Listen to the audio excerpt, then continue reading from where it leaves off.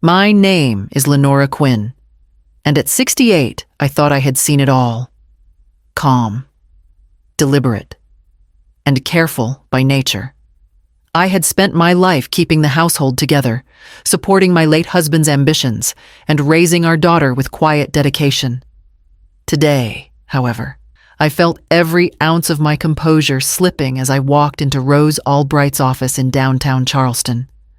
The polished floors gleamed beneath my heels, but I barely noticed. My mind was focused on the papers in front of me, the will that would decide the future of the life I had built. The room was tense, suffused with the smell of leather and the faint odor of expensive coffee. My daughter, Elizabeth, sat poised, a small smile playing on her lips as if victory had already been declared. Around her, the corporate lawyers exchanged perfunctory nods, murmuring about asset divisions and account numbers.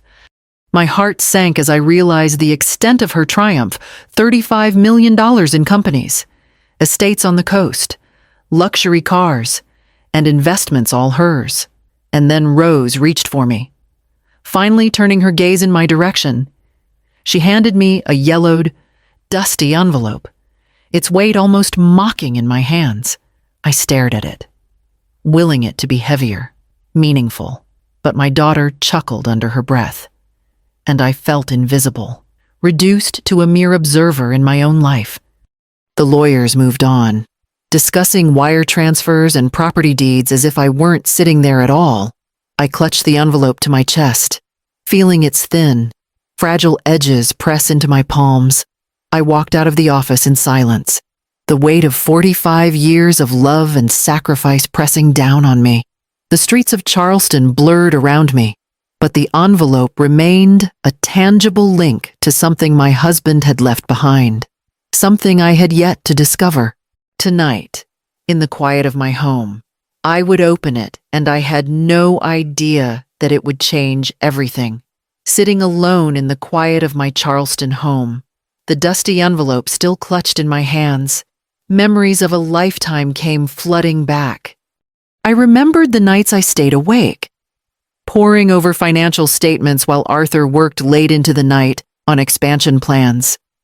The soft hum of the ceiling fan above us as I brought him coffee and waited, knowing his mind was racing far beyond my reach.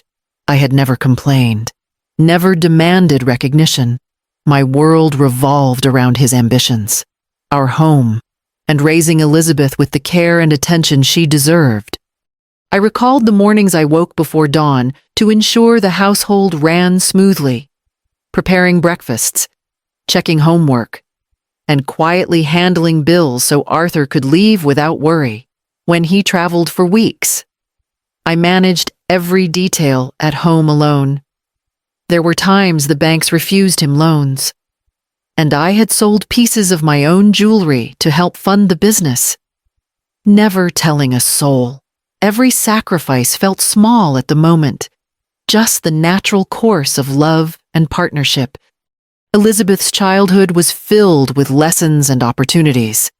Many I silently secured behind the scenes: ballet recitals, piano lessons, summer camps I had skipped myself to fund, dinners I had cooked to ensure family unity, all invisible threads in the tapestry of her life. I had convinced myself that love and dedication would suffice, that they would be enough to guarantee care, respect, and dignity in return. And yet, as I stared at the envelope, the injustice of it struck me with full force. 45 years of unwavering devotion, of placing everyone else above myself. And this was the acknowledgement I received: a thin, yellowed piece of paper, seemingly inconsequential in a world that had once depended on me. The weight of it was both literal and symbolic, pressing down on my heart. I had given everything, and in return, I was left to reckon with the silence, the absence, and the stark reality that loyalty had a price I had never truly measured. The moment I closed the front door behind me, the weight of the day settled like a heavy fog. The envelope rested on the kitchen counter, its edges frayed and yellowed, as if it had been waiting for this very moment for decades. I picked it up with trembling hands, turning it over slowly, noting the faded handwriting that seemed almost intimate, almost familiar. The envelope was light, fragile, and unassuming, yet somehow it carried the weight of every slight, every dismissal, every year I had been overlooked. I sat at the dining table, the sunlight slanting through the half-drawn blinds, casting stripes across the worn wood. My heart thumped in my chest, a mixture of dread and cautious curiosity. What could this piece of paper contain? Perhaps nothing at all, just another reminder of my diminished place in the family, a token that confirmed the years of sacrifices had counted for so little. I traced the folds with my fingertips, each crease like a line in the story of my life, one written without acknowledgement or applause. The envelope seemed to mock me, its weightless presence almost daring me to hope. I drew a deep breath and slowly broke the seal, the paper trembling slightly as I unfolded it. My pulse quickened, and for a moment, I felt the fragile hope of discovering that, despite everything, Arthur had left me something meaningful. The handwriting inside was precise, deliberate, unmistakably his. My eyes scanned the words, heart catching in my throat, as the first hints of revelation began to take shape. Whatever lay within this envelope had the potential to change everything I thought I knew about my life, my sacrifices, and the family I had trusted. The quiet of my home enveloped me, but inside, a storm was beginning to stir, one that I could feel would alter everything from this moment forward. I unfolded the paper with hands that refused to steady themselves. Arthur's handwriting, so familiar, so unmistakable, greeted me like an echo from the past. The note was simple, concise, yet heavy with meaning: a Swiss bank account, instructions for access, and a brief message that made my pulse quicken. For the woman who always loved me truly. It read, and beneath it, the numbers and codes that would unlock what my daughter had never imagined. My mind reeled, a secret fortune, hidden away for years, deliberately unknown to everyone else, including Elizabeth. The realization hit me like a cold wind. Everything I had assumed about my invisibility, my lack of recognition, was about to be upended. Arthur had not only thought of me in the final months of his life, he had planned meticulously, leaving me the power and resources he knew I would need to protect myself and the legacy we had built together. I sat back, heart pounding, staring at the envelope, the paper, the elegant handwriting. The quiet of my Charleston home seemed to hum with possibility, every shadow suddenly charged with new weight. It was as if Arthur had anticipated every betrayal, every slight, every assumption that the world would overlook me in my grief. And now, he had left me a key, literally and figuratively, to a life that I had never thought possible. The irony was not lost on me while my daughter had inherited the empire's surface, the visible wealth. I held the true power in my hands. Suspense and excitement mingled with disbelief, and for the first time since the will reading, a spark of vindication lit within me. I felt a surge of clarity, a strategic awareness that years of quiet observation, of careful patience, were about to pay off. I refolded the note and held it close, letting the enormity of the moment sink in. The dusty envelope, once a symbol of dismissal, had become a vessel of possibility. Every careful choice Arthur had made was a gift, one that would allow me to reclaim control in ways my daughter could never foresee. The first documents I pulled from the envelope were simple bank statements, but the patterns they revealed were anything but ordinary. Every transfer, every withdrawal, every account balance seemed to tell a story of mismanagement and secrecy.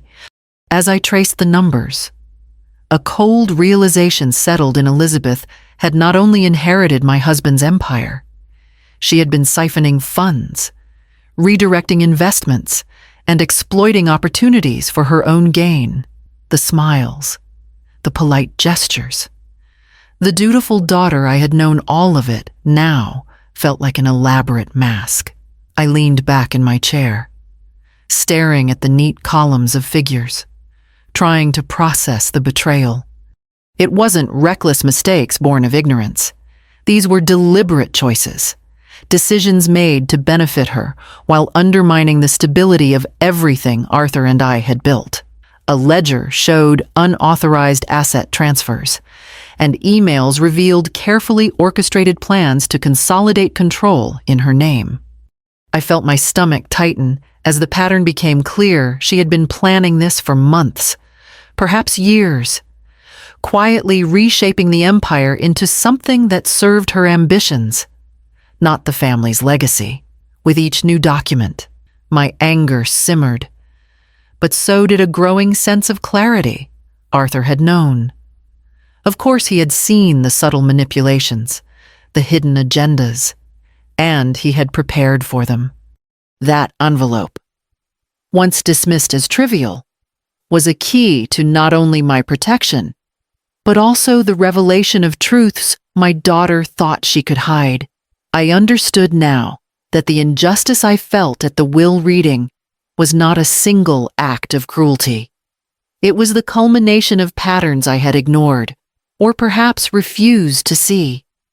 For decades, the betrayal cut deeper than I expected. It wasn't just the money, it was the disregard for trust, the cold calculation, the audacity to presume that I would remain passive and invisible. Each piece of evidence strengthened my resolve. This was more than a family dispute. It was a test, a challenge, and Arthur had armed me to meet it. The storm of anger and grief settled into a quiet, focused determination. I would not allow deceit and ambition to define my final years. As the sun dipped behind the Charleston rooftops, I gathered the papers carefully, each one a reminder of the stakes, and prepared to move forward. Every secret uncovered was a step toward reclaiming not just the fortune, but my dignity and authority. The knock at the door was firm, insistent, and unwelcome. Elizabeth's polished voice carried a tone that was almost sweet, but beneath it lingered an unmistakable edge. She stepped into the living room flanked by a man I didn't recognize, formally introduced as a financial advisor, and a young woman from a local law firm. "Mother," Elizabeth began, "we only want what's best for you. It's important to consider your comfort and security." Her words were honeyed, but the subtext was unmistakable. They had come not to discuss guidance, but to pressure me into relinquishing control over the fortune Arthur had left me. As she smiled, I saw the calculation in her eyes, the way she assumed compliance, as if 45 years of devotion had made me weak, pliable, invisible. The advisor laid out scenarios: relocation to a retirement community, delegation of financial decisions, even arrangements that sounded convenient on paper, but were designed to strip me of influence. Each suggestion was cloaked in concern, yet the intent was clear. They wanted access, control, and for me to step aside quietly. I felt the familiar surge of fear, but it was tempered now with clarity and resolve. I had already seen the patterns of deception, the trail of manipulated accounts, and the evidence of deliberate mismanagement. I understood the stakes if I hesitated. I could be marginalized, removed from the empire, or worse, made invisible under the guise of care. Sitting at the edge of my sofa, I weighed my options, considering every angle, every leverage point, every ally I could call upon. The envelope, the Swiss account, Arthur's careful planning. They had given me more than wealth. They had given me a shield and a path to act strategically, as Elizabeth's associates smiled politely. Assuming the battle was already theirs, I recognized the truth. I would not be intimidated. I would not be maneuvered. The threat had emerged, but so had my resolve. And with it, the first clear understanding of how to reclaim both control and dignity. That evening, Lenora sat at her kitchen table surrounded by the envelope, the documents she had uncovered, and a quiet determination that felt almost foreign after decades of deferment. She picked up the phone and called the Swiss bank, her voice steady but firm, confirming the account, verifying the funds, and arranging secure access. Every step was deliberate, every question measured.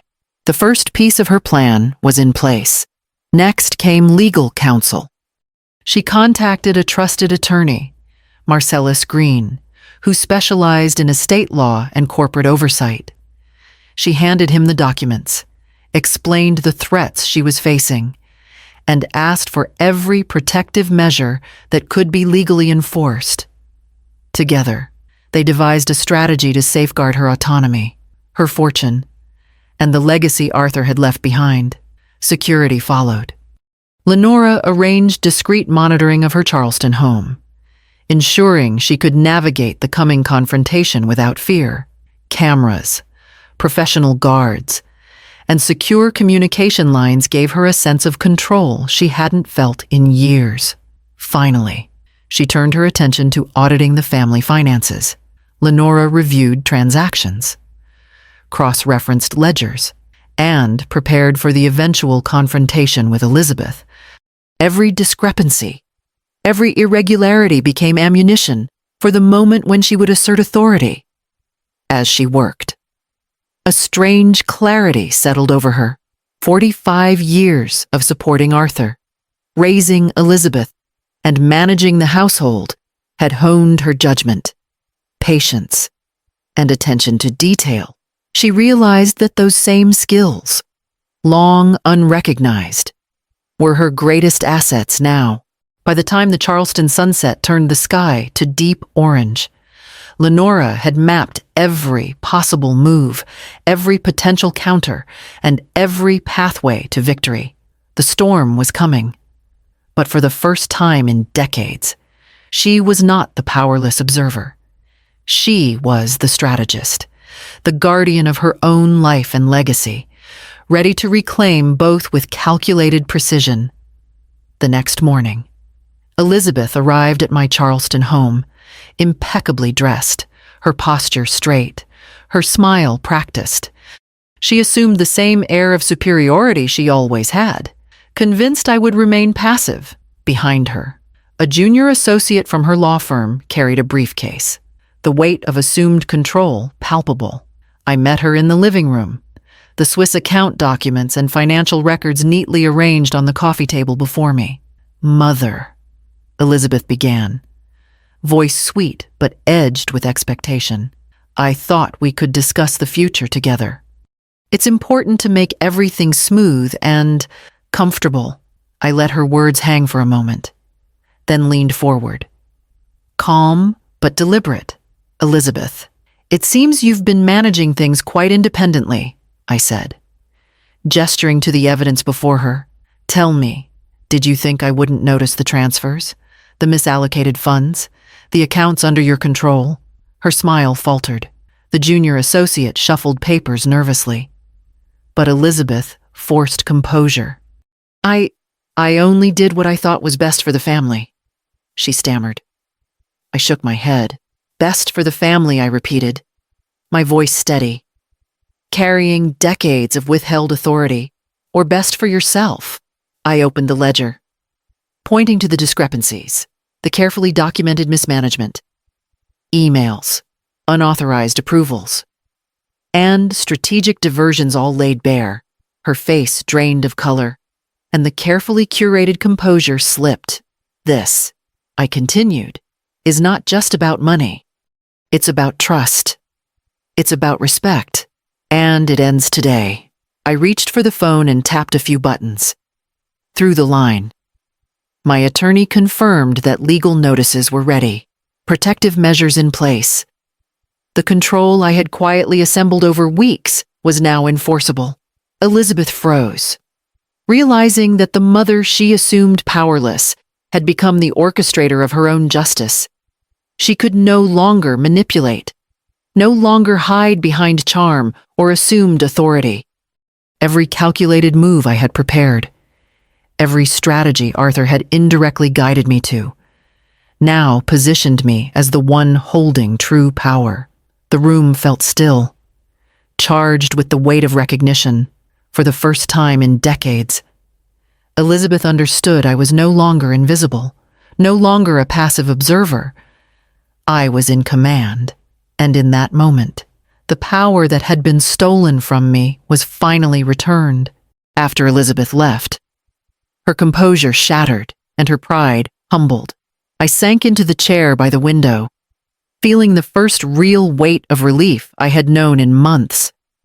The house, once suffused with quiet tension and unspoken resentment, now felt like my own space again. I allowed myself a moment to breathe, to feel the authority that had been reclaimed, and to appreciate the careful planning that had made it possible. The first order of business was securing my assets. I contacted the Swiss bank to formalize access, ensuring that all transactions required my direct authorization. I worked with Marcellus Green to file legal protections, locking down both my inheritance and the estate's remaining accounts. Every precaution, every procedure, fortified my independence. No one could challenge it, not Elizabeth, not her associates, not anyone who assumed I would remain passive. Next, I began reshaping my daily life. The phone calls, the visits, the unsolicited advice, they would no longer dictate my schedule or my choices. I hired staff on my terms, established secure lines of communication, and reviewed company operations personally. The empire my husband and I had built together was no longer a source of anxiety, but a tool of empowerment. Elizabeth called the following day, her tone cautious and subdued. I listened as she attempted explanation, apology, or negotiation. Her words carried little power now. I answered once, firmly, outlining the conditions for any future interaction. The humility I witnessed was a quiet triumph. For the first time, she recognized that my judgment, my authority, and my rights were not negotiable. Sitting alone that evening, I felt a profound sense of clarity. The tension that had weighed on me for decades was lifting, replaced by the steady pulse of control and accomplishment. Every meticulous plan, every careful step, had restored not only my material security but also my dignity. For the first time in years, I felt fully autonomous, fully capable, and fully myself, a woman who had endured, who had acted, and who had emerged victorious. Weeks passed, and Lenora Quinn began transforming the quiet victory she had claimed into something far greater than personal triumph. She established a foundation in Charleston dedicated to supporting older women who had been marginalized, overlooked, or exploited. Mentoring programs paired experienced women with younger generations, sharing not only business acumen, but life lessons born of resilience and quiet strength. Each initiative reminded her of the value of experience and the power of guidance, turning her own hardships into tools for empowerment. She spent mornings reviewing proposals, afternoons meeting with legal advisors and community leaders, and evenings reflecting in her sunlit study. The dusty envelope that once symbolized dismissal now resting as a reminder of possibility and foresight. Her grief and anger had softened into clarity. Betrayal and injustice had fueled a drive that now extended beyond herself. The empire that had once represented conflict now became a means of effecting change. And every decision she made carried the weight of purpose. Elizabeth reached out tentatively, her messages cautious. Her tone softened. Lenora read them with measured consideration, remembering the pain of earlier weeks but acknowledging the potential for change. Over time, their conversations evolved from tense negotiations into tentative understanding. Boundaries were set, trust cautiously rebuilt, and respect gradually established. Lenora realized that reconciliation would not erase the past, but it could shape the future. Sitting in her study one evening, reviewing reports of the Foundation's first successful programs, she allowed herself a quiet smile. The women whose lives had been touched, the mentorships flourishing, and the community recognizing their worth, all of it confirmed that her efforts had meaning beyond inheritance or revenge. The power she had reclaimed was no longer only her own. It radiated outward, building legacies that could endure long after her lifetime. Lenora felt a profound sense of fulfillment. She had turned betrayal into purpose, loss into opportunity, and silence into a voice that could empower others. In her heart, she understood that true success lay not in wealth alone, but in the justice, dignity, and legacy she now nurtured.